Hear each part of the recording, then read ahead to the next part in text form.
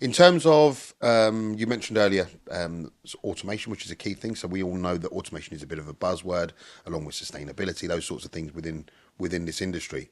But I think something which would be add real value to ourselves, but also the people that are watching or listening, would be any other industry sort of trends, statistics that you might be able to share with us. Because obviously, coming from an independent standpoint, I think that's something that would give our viewers and listeners some real things to sort of take away and at least consider.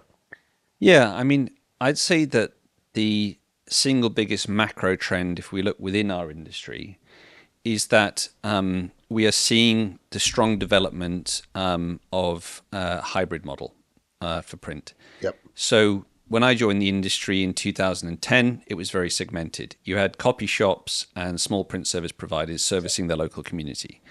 Then you had sort of regional trade printers who had bigger capacity and were doing longer run jobs. And yeah, those smaller printers would then outsource some of their longer run stuff up to those sort of regional trade printers.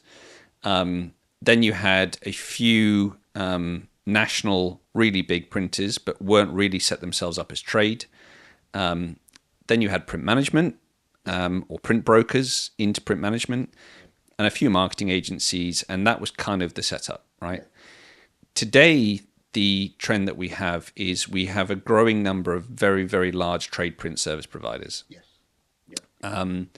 You have the middle ground shrinking and either being bought up by those large trade providers or consolidating into much bigger individual, regional or / national print businesses, still focused on being production-led factories.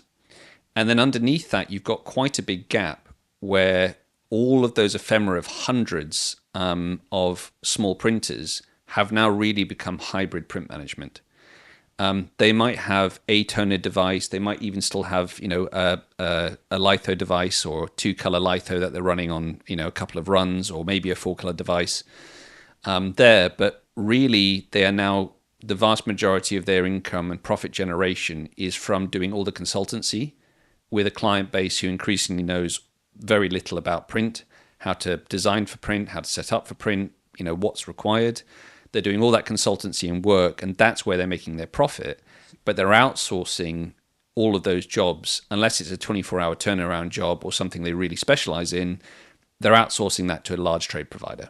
Yeah, yeah. I mean, it's a good point that you make. I mean, with all of the different sort of various apps that are available for people to download and to do themselves, everyone's a designer these days, aren't they? The reality is they're not. Yeah.